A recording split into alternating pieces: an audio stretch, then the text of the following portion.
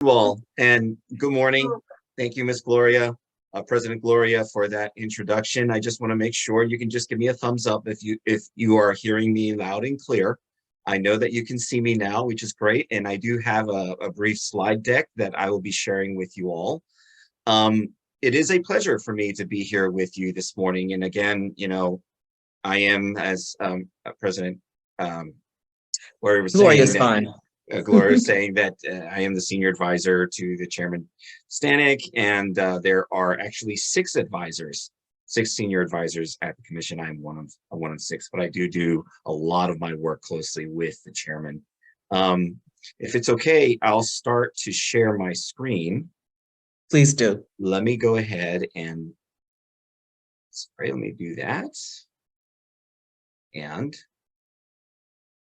just make sure that this is good to go.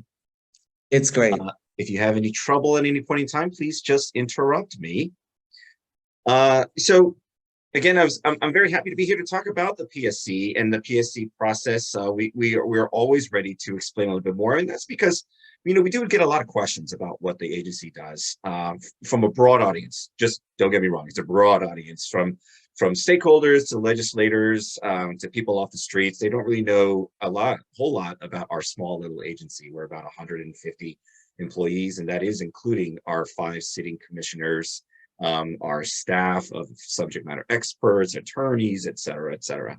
I thought in speaking with Gloria that what might make this talk a little bit more interesting for your audience today is to kind of give an example of the process. And I wanted to talk about this National Harbor Energy Storage pilot project because I am aware that it is of high interest to your members and to the community that you work with closely. And frankly, it keeps coming back to the commission in one aspect or another, and I'll talk about that in a little bit. So, and in speaking with my colleagues in preparation for this talk, I was made aware that this is still an area of interest and question, especially since folks may not know where things stand with this project as it relates to the commission's process and the processes.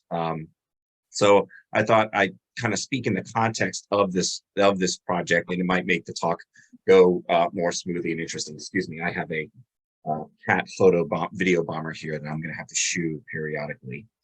So I've been with the Public Service Commission for 7 years, hard to believe. First as Assistant General Counsel. Joey, can I interrupt one second? Yes, of course. I think it's enough, but could you talk a little? Is it slower? I know it's going to affect your presentation. Could you talk just slightly slower? Yes. Thank you. Yes, happy to. Right. And just again, interrupt if you need me to adjust along the way. So is this okay? It's too fast. Just let me raise your hand if it gets too fast. It's being recorded. But it's being recorded.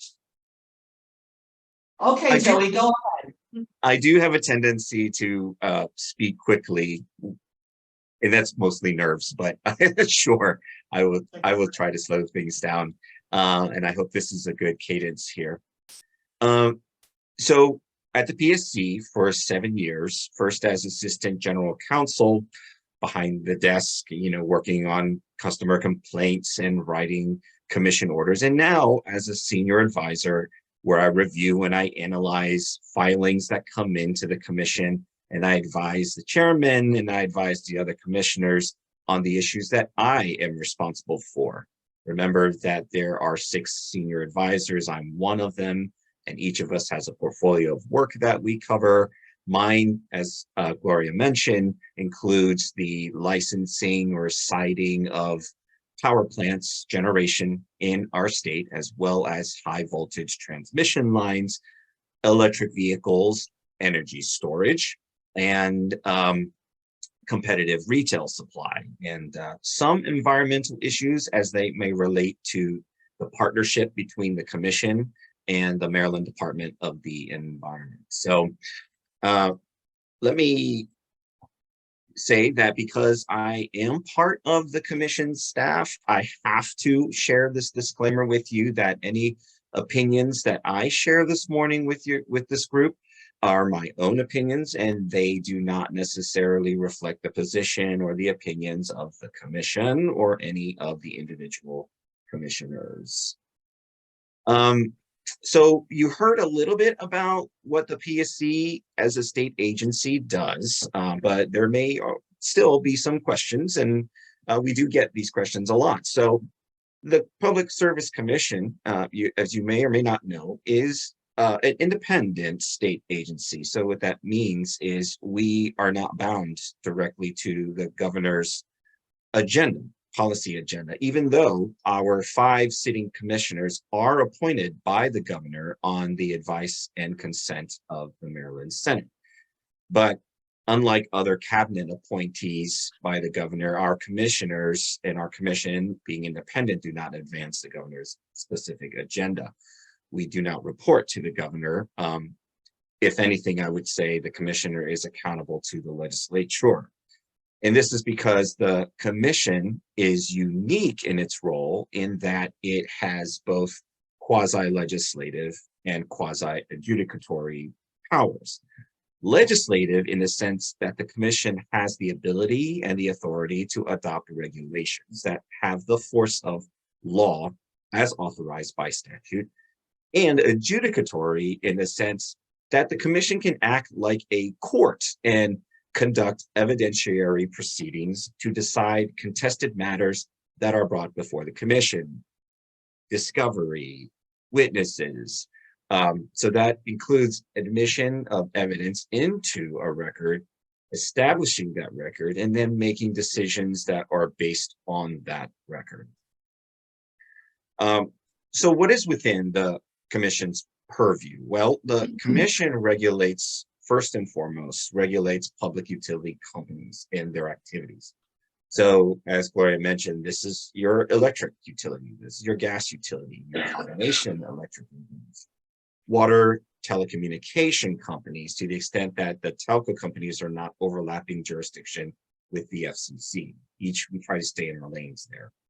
And then certain passenger for hire transportation companies. So the first thing that might come to mind is Uber and Lyft, these rideshare companies, as well as passenger vans, limousines, and taxi cabs in certain jurisdictions. That is, there are some counties that just regulate taxi cabs on their own, but for those counties that don't, we step in and we regulate the taxi cab drivers. The commission also has very limited jurisdiction over retail energy suppliers. These are the folks that are competitors to your utility supply service. The utility puts the wires in the ground, so that's their domain.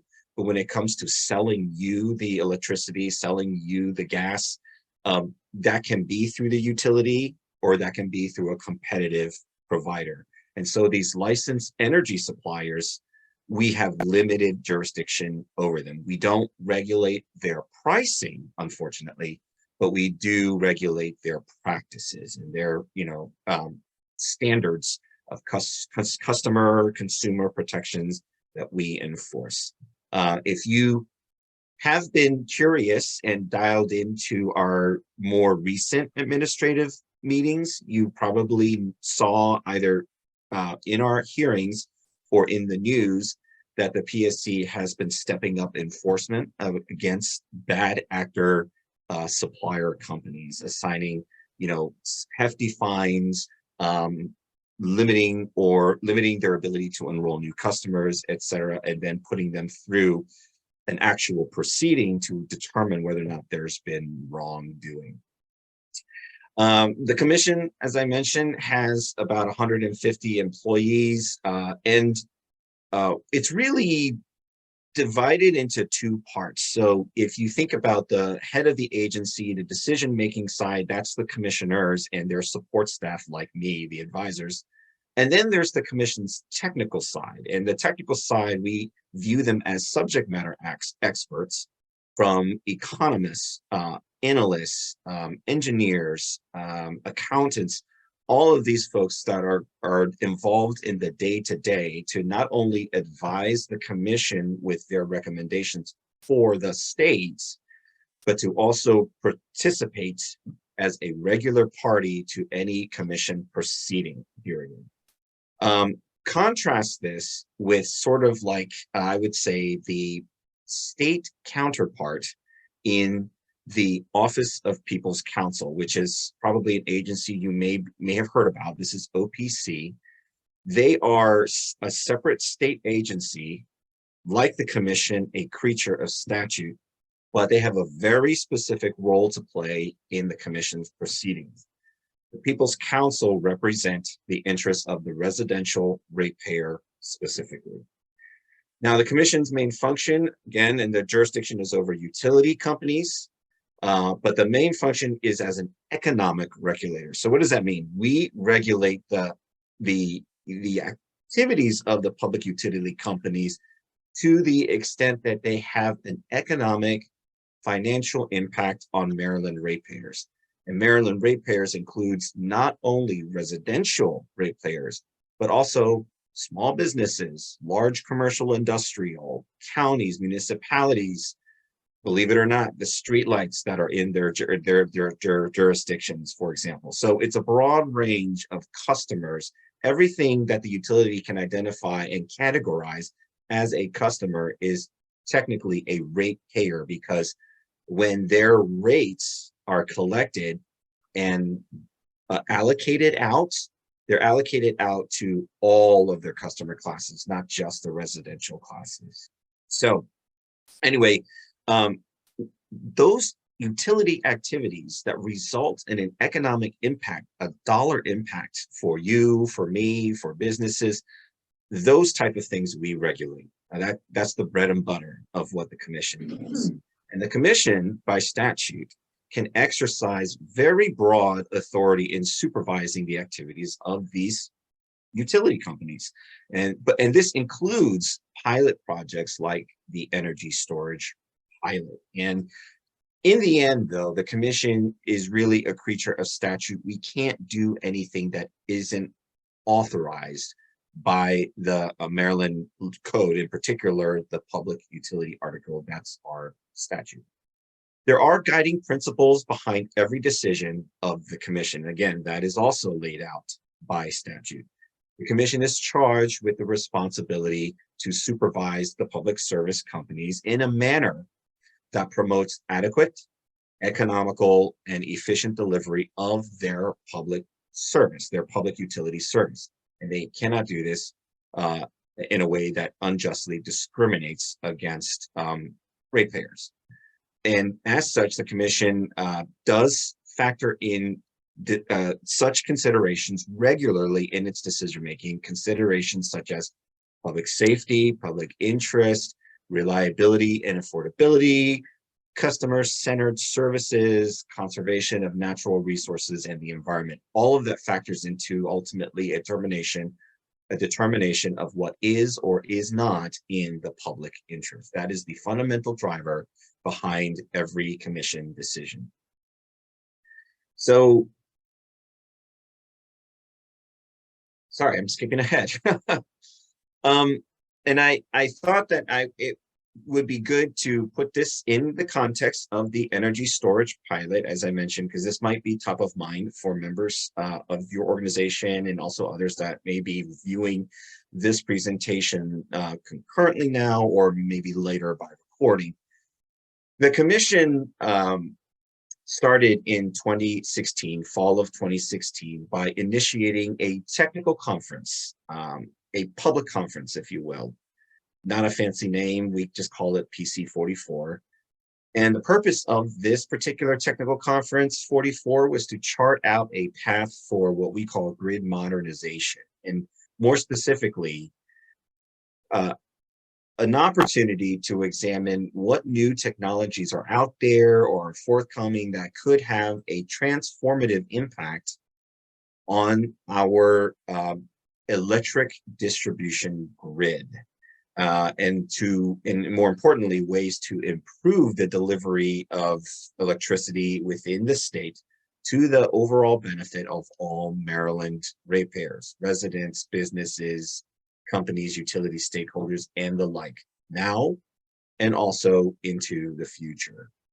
And as part of this grid modernization effort, the commission convened a number of working groups, one of them being the energy storage focused working group to explore this technology, this new technology concept of energy storage as a potential resource for the grid, to consider its benefits, and to determine what criteria should there be for evaluating the adoption of this energy storage technology as an asset to the grid. So if you imagine, with everyone who's living in the state and all of the appliances that are just requiring electrons, from appliances to buildings and to now vehicles, it is a draw on the electric wires that are in the ground and overhead.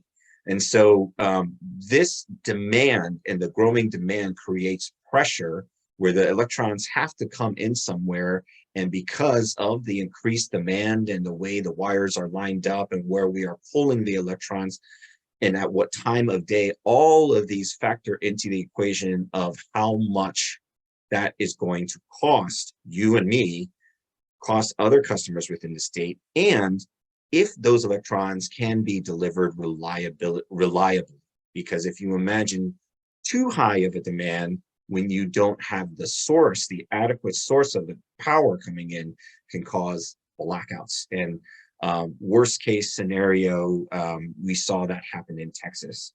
And that's always part of the thought equation for our electric utilities, thinking of ways to better improve the reliability of the grid, the resilience of the grid, so that you and I have the electricity at our fingertips when we go to flip on the light switch in our homes, for example. So energy storage was the commission wanted to examine energy storage as a potential resource for better enhancing the electric grid. And so between 2017 and 2019, the Electric Storage Working Group got to working on a proof of concept proposal for the commission after the commission created this working group. But then soon after the work group got to filing its proposal, we as a state entered into the 2019 legislative session. And then in that legislative session, the Maryland General Assembly passed Senate Bill 573, which is the Energy Storage Pilot Act, codifying in law that we want the Public Service Commission to establish an energy storage pilot program modeled after the work of the Energy Storage Working Group. So the statute required each investor-owned utilities, and I'll tell you that's Baltimore Gas and Electric, Pepco, Delmarva Power and Light, and the Potomac Edison Company. These are our four major investor-owned utilities. Statute required each of these investor-owned utilities to propose at least 2 storage projects under different ownership models. So in other words, utility, you can only own one or propose to own one, but then for the second storage project, it has to be under a different ownership model, a third party, for example. And the utility had to give priority to projects that directly examine ways to defer or to replace existing infrastructure. So where a utility is always examining what new needs are coming on to its system and what investments they need to make to accommodate the growth in the electricity demand in any one particular area, they're going to need to spend more money to put more wires in, to put another substation in, and this is all costly. So part of the energy storage pilot was to see if there are ways to defer some of those costs, to see if storage can serve that function to defer the costs. And so, or deferred that build. So the statute set a start date of June 1, 2019 for the energy storage pilot and required the utilities to file their project proposals the first one by April of 2020, and the second one by September of 2020. And other requirements of the statute required the commission to solicit public input, public comments from the Maryland Energy Administration, the People's Council, and then other stakeholders. And then it required the commission to hold a public hearing on each storage pilot application that's submitted. Then the commission had to consider the public comments as well as the projected costs for the projects, their benefits, weighing this as a cost-benefit analysis, and then determine ultimately whether a specific project proposal was in the public interest, in the ratepayer interest, before the commission could approve it. And I will note that the statute did specify a start time for these projects, an operational start time of February 2022.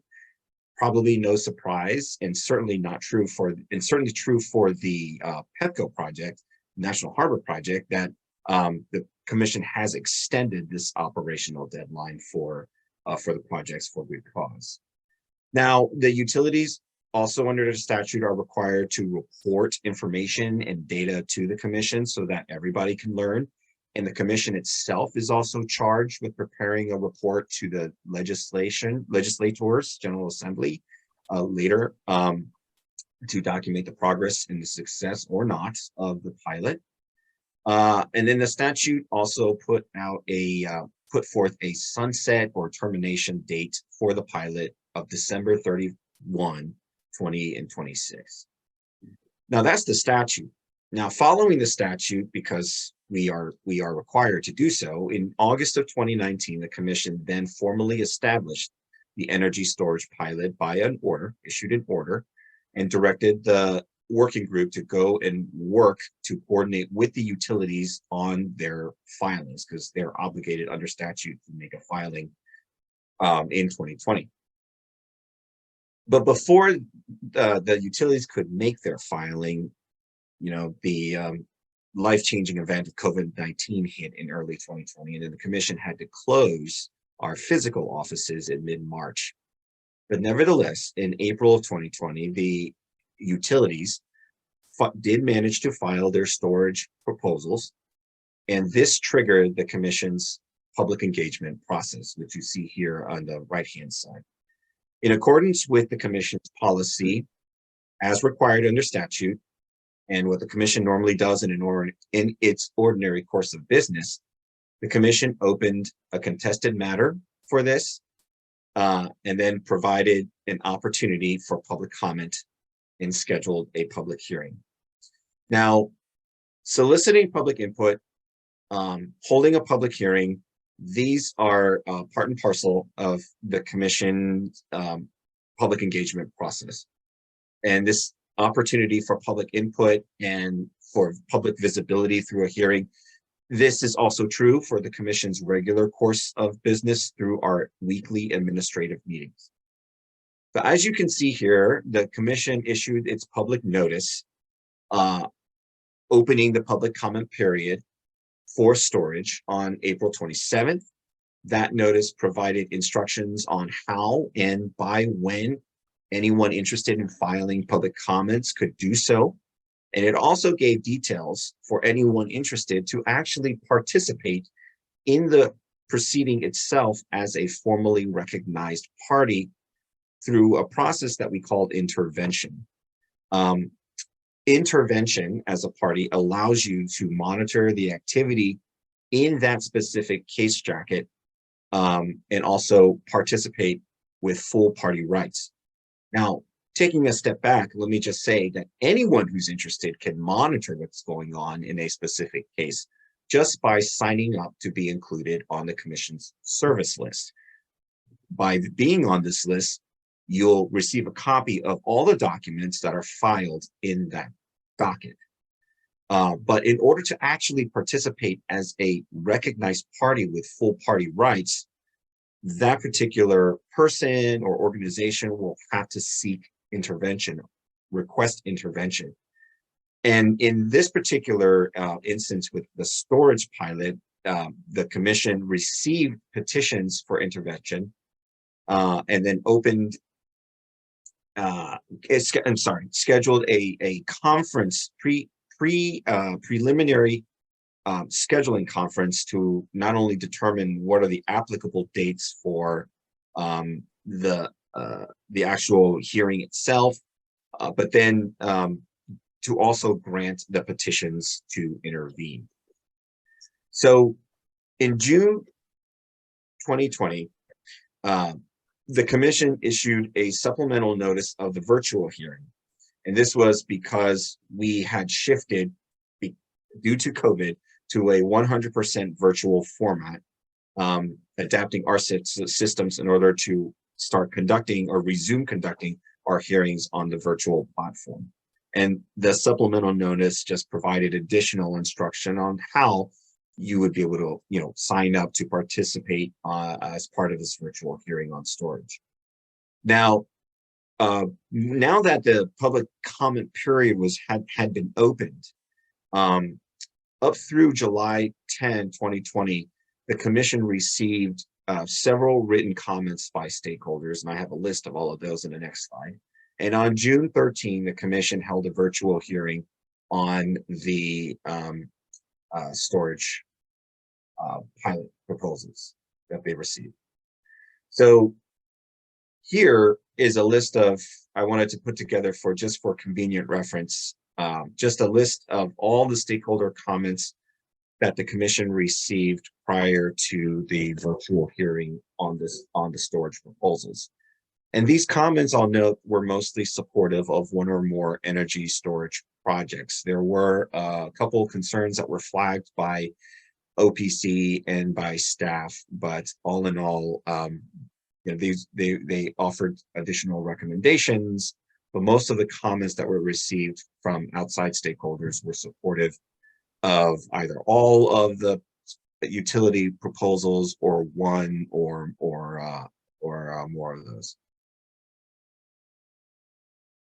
Then on November 6, 2020, the commission approved the 6 storage proposals that were proposals that were submitted by the Exelon utility. So this is Baltimore Gas and Electric, Pepco, and Delmarva Power and Light. And this includes the Pepco's National Harbor storage project.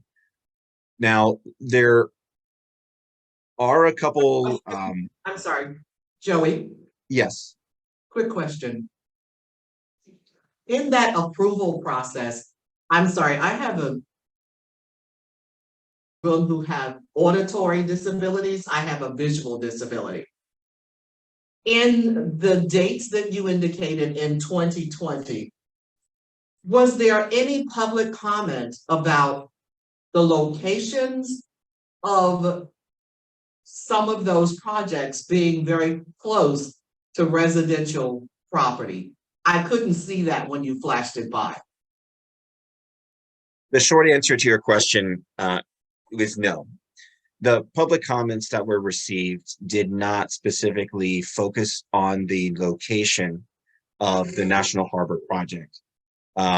We knew at the time of filing that this was going to be the Livingston Road location. And what the company disclosed in the filing, I don't know if they provided an exact address, but they did provide, sort of descriptions that roughly help pinpoint a location, saying that this was going to relieve an overload, which is a reliability issue, an overload concern, an issue with the Living Road substation. So that immediately suggests, without knowing what the exact address is, that suggests that it would be located around that Livingston, in close proximity to the Livingston Road substation. And then that National Harbor project specifically, one of the identified goals and purposes of the project was to defer the need for a new Pepco substation that would have been or was going to be located at National Harbor. And that was going to be needed, according to the company, needed by 2027. So without knowing the exact address, we did have a ballpark awareness of where the project was likely to be located, because it was, probably going to, if it's going to be um, intended to provide a reliability relief to the Livingston Road substation, then that's something that we could probably figure out. But at the time, the concerns, well, let me just say that, and I'll go back to the previous slide. Thank you. Most of the commenters, with the exception of OPC, the last one, the last three. No, I'm sorry. The Power Plant Research Program, fourth one from the bottom, Office of People's Counsel, and PSC technical staff. So those last two, with the exception of those three, just about everyone else on this list were supportive and did not, to answer your question directly, and frankly, no, did not raise any issues with the location, with the technical aspects. They were largely, they being the, 80%, I would say, 70, 80, 85% of these commenters were supportive as it relates to the policy of the state. And this includes the comments received from legislators in the General Assembly and from, Senator Feldman at the time. So when I mentioned that there were issues that were highlighted and raised by PPRP, this is the Power Plant Research Program, Office of People's Counsel, and technical staff, they had to do more with costs, the timing of the claimed, they call it distribution system benefits, that the deferrals for, the fact that PEPCO was saying that the National Harbor project would provide value by allowing the company to defer the construction of a new substation. Those type of identified benefits from the company, our technical staff and OPC, their concerns and their issues dealt more on that side, did not address the location, specifically, with the address of the, because we didn't know the address. The company didn't provide the address other than to descriptively tell us where the benefits would be and what the goals of the project would be. May I ask a follow-up question? And I promise not to cross-examine you. Sure. The Office of People's Counsel, don't they have a fiduciary relationship with the persons in that neighborhood? Part A of my question, and part B of my question is, why the hell wouldn't that go in National Harbor if it's for National Harbor's benefit, as opposed to a half a block from my house where my child goes to daycare? Right. So let me try to answer the first question, because the second one I already know will, kind of goes more to the technical aspects of the proposal. The first answer to your first question is, and so I can't speak for People's Counsel, but what I can say is that yes, their client, People's Counsel client, are the residential ratepayers. However, they don't have a direct relationship or duty to an individual residential ratepayer. They are not, for example, for me, I'm a residential ratepayer for Baltimore Gas and Electric. People's Counsel does not represent me. People's Counsel represents all of the Joeys that live in BG&E's footprint. Could People's Counsel step in and address the concerns, or assist a community in addressing their concerns? They could, but that's the decision left with People's Counsel, because they would be representing the issues or concerns of a subset of a residential ratepayer within, let's say, PEPCO's footprint. But then what about Montgomery County? And here, now I'm just going into an academic exercise with you. So That's okay. let's say you have, I'm sorry. That's okay. I went to the same law school Yeah. So let's 100 say years earlier. that there's the community that's directly impacted or right next door to the Livingston substation where this storage project, the storage build is going to go. Well, Yes. OPC can sit down with you and let's say they will listen to that community. But what about another community next that is arguing in favor of the storage proposals in general and that particular location? It's not a reason for, I'm not suggesting that it's a reason for OPC not to listen to those concerns.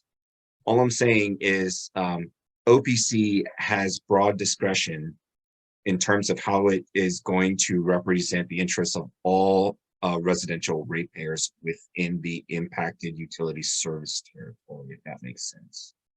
So it is a question that you could reasonably pose to David Lapp as People's Counsel and his team, and I wouldn't be able to answer why, but I would just want to make a distinction between OPC's duty to represent the interests of residential ratepayers as a whole versus going granular and deciding to represent the interests of a individual residential ratepayer or a group of residential ratepayers.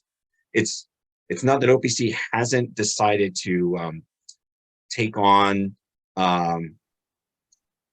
matters that impact a limited number of ratepayers, residential ratepayers versus all residential ratepayers, and that is a better question for the People's Counsel, I'm afraid. Sure. Now, Thank you. the second question, though, Gloria, if you could ask that one again. I think I was rambling on the first, so if you could just remind me of the second question. Actually, my question was leading you more toward the issue of environmental impact, or what we lately call environmental injustice. It's going to benefit National Harbor. So put it in National Harbor's backyard, as opposed to putting it a half a block from my child's daycare center. Okay, And right. that's a double loaded question. You know, Right. So I'm not going to. We looked at civil rights. Yeah. So I'm not able to address that one head on from a Sure. technical, but Mhm. I will just make this comment. And again, this is not representing the opinions of the commissioners, but Sure. for what it's worth, I'm offering you my thoughts. Mhm. When Pepco came in with its filing, Pepco, will, like other utilities, will try to stick to the requirements of the statute because they don't want to run askew of what the statute requirements are. So at minimum, they will align and align their proposal so that it hits on the requirements or the language of the statute. One of the things, as I mentioned earlier, is the utility is supposed to give priority considerations on the benefits that would result in deferral or a replacement of either any current or anticipated utility investment, capital investment. That was part of the purpose of the storage statute, is to see, we explore this energy storage technology and see what kind of grid benefits there are. And so Pepco came in, and when it proposed specifically the National Harbor project, it stated that National Harbor would yield benefits, reliability related benefits, because they identified that there is an overload problem on the Livingston Road substation, and that's very specific to that location. Now, in order to help, if they didn't have storage, one solution to relieve that overload would have involved building a new substation at National Harbor. So when you think about the wires that are feeding into a particular location, I have to confess, I don't fully understand the spider web of connections and nodes when I look at a utilities operating room in their map. But they have points, substation points and locations that all are part of the reliability of delivering electricity to any specific location, if that makes sense. So it's not just one substation that you have to worry about. It's how that substation relates to its neighbors and how all of that works together to make sure that the grid in that area, the lines, the feeders are operating at their optimum ratings. And if they're in any particular location is a higher pressure, or in this case, demand overload, then it's going to stress the system. And once a system gets stressed in an area, other areas have to work harder. That raises reliability risks, greater chances of blackout. So in the planning phase of things, and again, this is just my opinion, I'm not an engineer, I'm not a line engineer, I don't work for the utility company, but when the company and when the utility is planning for forecasted increase in a demand on its system, overload, what it's identified as hot areas, overload pockets, and it has to relieve those things. New substations are part of the consideration for how to relieve that pressure. And so for Livingston Road, the utility identified, PEPCO identified that there is an overload problem right there. Beyond that, I can't say the direct relationship. I can't say whether or not, well, the siting, the way to relieve that, well, then if there's an overload there, why don't you just put a substation there? Why don't you put, I don't know the equation on how they come up with the solutions. But one of the solutions that they did identify for the commission anyway, is that we have this overload problem with Livingston Road, that substation. That's a reliability issue, commission. And if we don't do something about this, based on what we project the draw on the system to be in the years to come, the future, the projected draw, this is going to create serious reliability issues for that area. And one solution that we've identified is to put a new substation at this new location, which is National Harbor, so, by 2027. So Do it now. PEPCO's, I'm sorry, the room is, you can't see the people here. I think there are two people who had a follow-up question. I know that you said we could not be specific, but I'm gonna remind them of that and let them ask the question. Joyce? Okay, if it's being too specific, you can just say you're not gonna answer it. Given what you've said, I have like a two-part question. One, the stakeholders, I don't see anywhere among the stakeholders, the people of the community. And I think they should be the number one stakeholders when you're thinking in terms of putting these little pockets of what they call them, to store the storage, for lack of a better term. That's number one. I find often you have new development that come in the area. Why aren't they thinking before they put the development there, how they're going to put that power in place so that it doesn't be disruptive in years to come to that community? And you mentioned Livingston, so when they were putting new development in, they should have thought about Livingston and put a little storage, for lack of a better term, a little storage thing so that it does not, it shows improvement for Livingston, but it also shows improvement for new development. We have that not just with electricity, we have that for water, we have that with all of the utility companies, that they don't think in terms of how the end user is gonna benefit from them putting more development there and causing us less usage of our utilities. So have you guys thought about that? Well, let me answer that second part is that, when it comes to developers and, construction, right? So new construction developers, they don't fall under the purview, the jurisdiction of the commission. And their relationships with the utility also, to the extent that the commission doesn't get involved with the formation of those relationships, the contract relationships.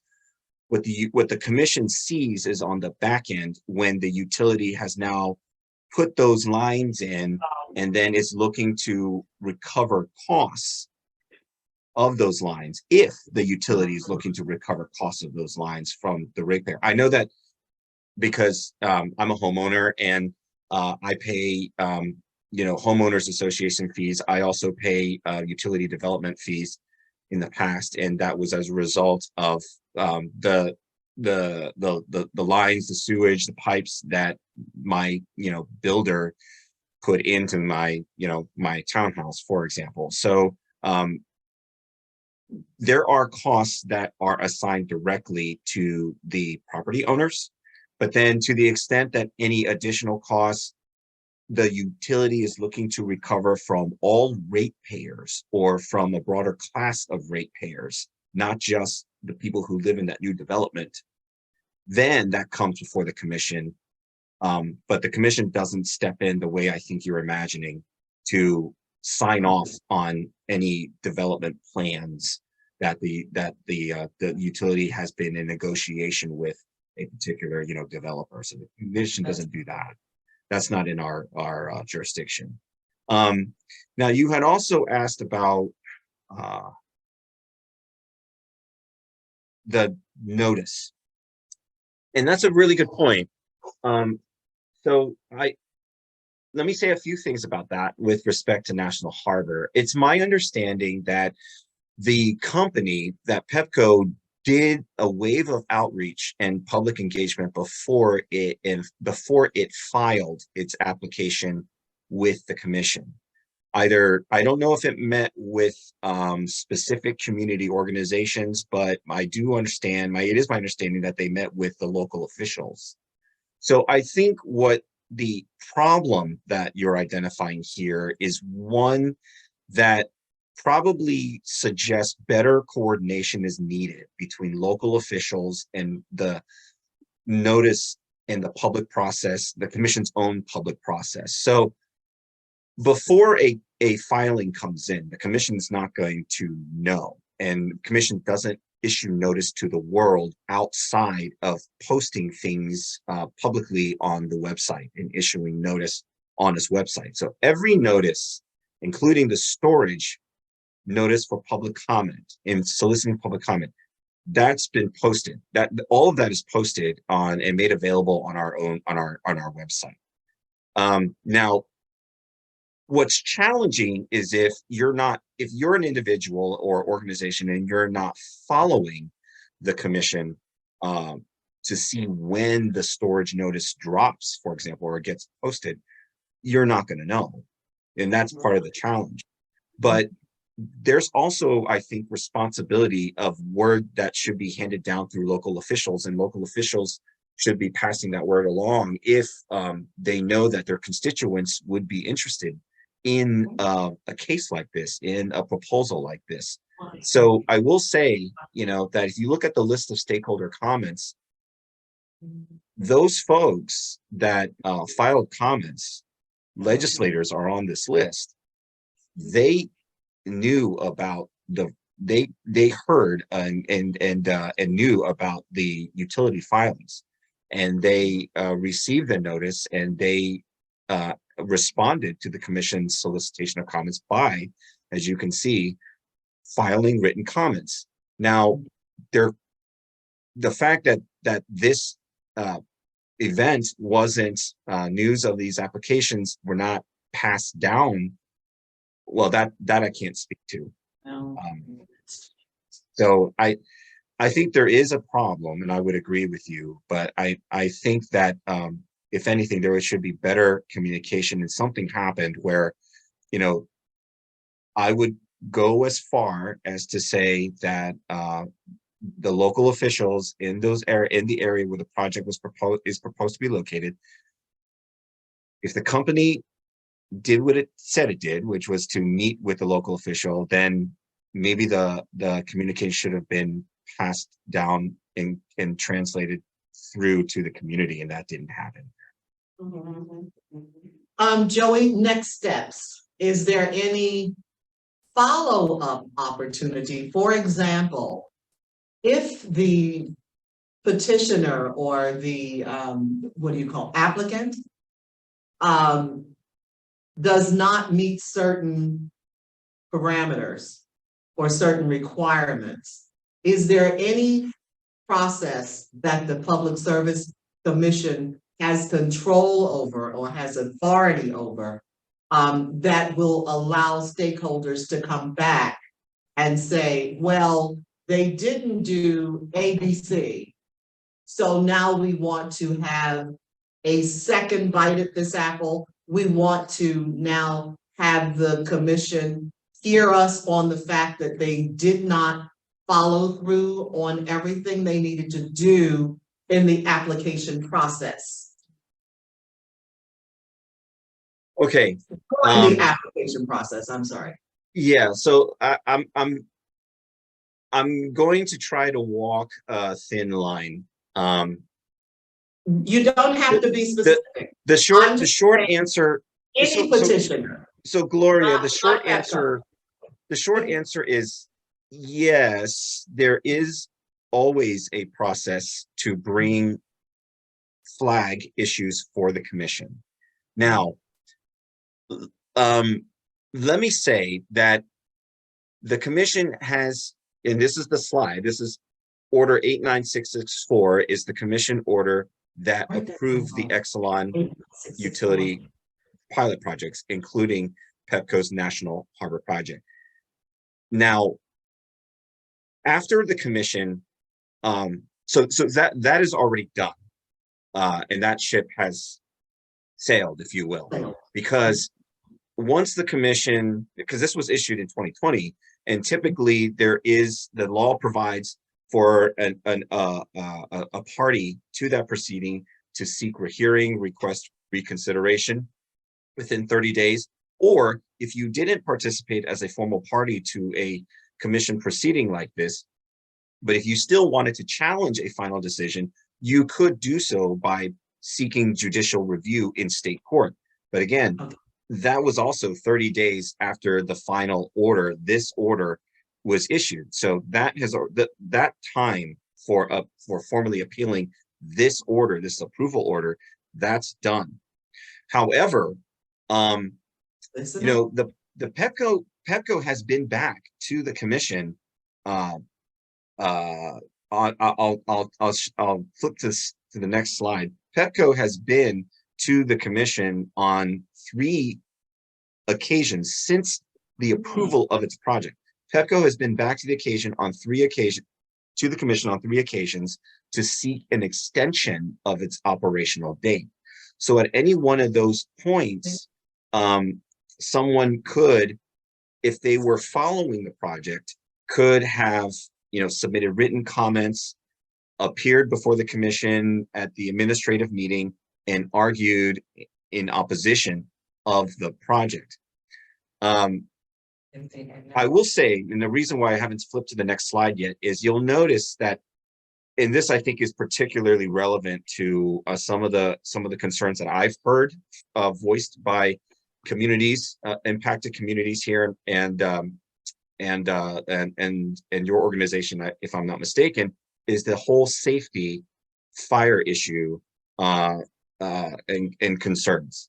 So, when the commission issued and approved these orders, they approved these projects.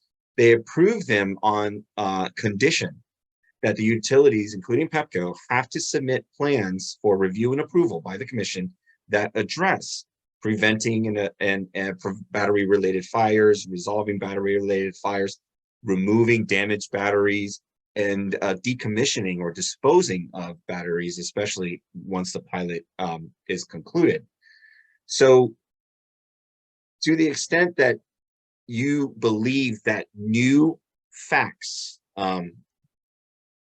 have now emerged since the commission approved the energy storage proposals, new information that the commission didn't have at the time that go to the safety of these battery technologies, and you wanted to bring that to the attention of the commission, you could do that. I think anyone through the commission's formal complaint or petition process.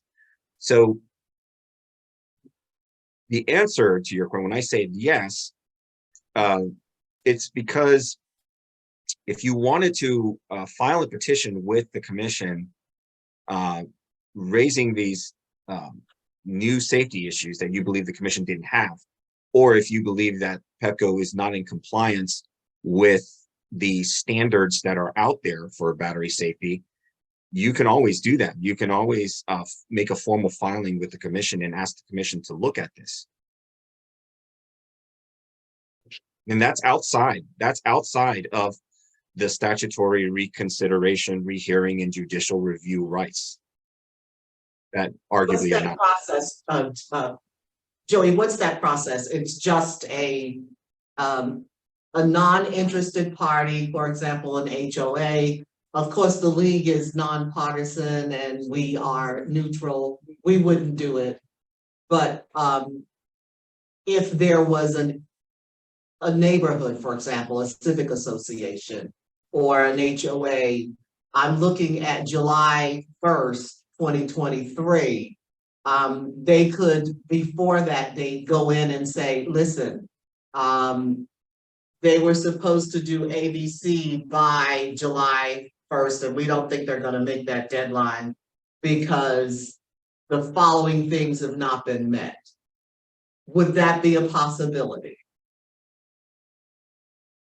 for just a civic association or an HOA who are not an interested party? They didn't register in the beginning. Well, so the commission allows, the commission's procedural rules allow any utility ratepayer, and you have utility ratepayers in the HOA, presumably, allows any utility ratepayer to make a petition or file a complaint against their utility. So Gloria, here's where I'm going to stop short of saying I can't give legal advice. I got you. So I'm not going to say whether or not you should do this. No. All I can say is that it sounds like, as a collective or an organization where you are where members are current ratepayers, if they have a grievance against their utility, okay, about any particular aspect of service, then they're always able to file a complaint with the commission.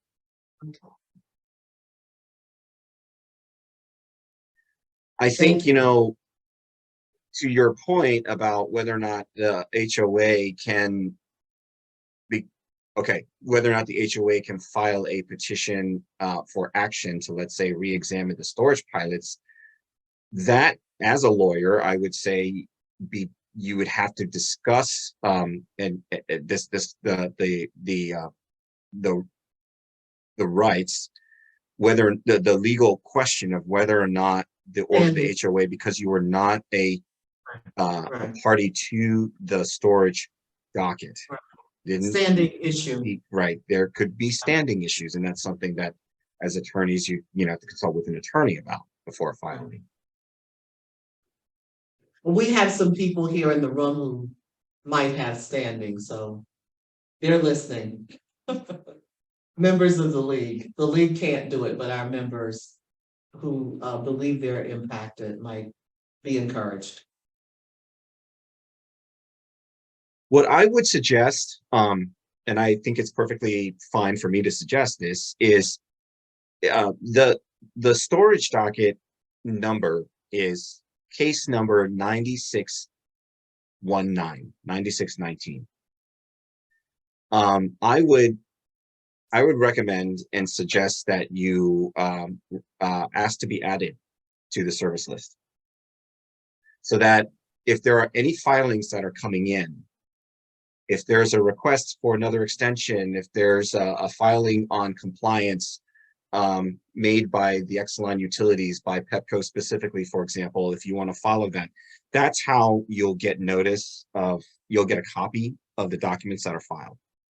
It's a better way, it's one way, in fact, a better way to try to stay on top of the activity in the storage docket. So I would, given that I know that you have members who are interested in this, have them sign up, request to be added to the service list, if not already. Well, thank you so much. I'm sorry, is this your last slide? It's coming too. Yeah. I just wanted to just highlight here the dates, upcoming dates, and this is where we are in terms of the project status.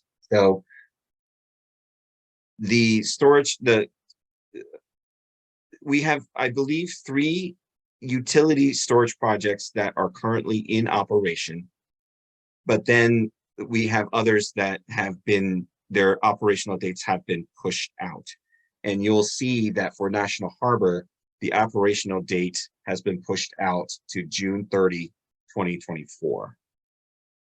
It's possible that the commission might not receive anything further from that, but we don't know. We don't have a crystal ball. But I'll just say that the operational date for National Harbor, as revised now, is June 30.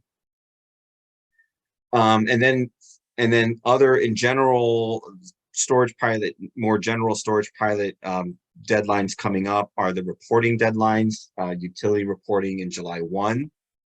So again, we're expecting the Exelon utilities, including Pepco, to make their first round of data and informational reporting to us on July 1. If you or your members were to be on the service list, you'll get a copy of that. You'll get notice of that.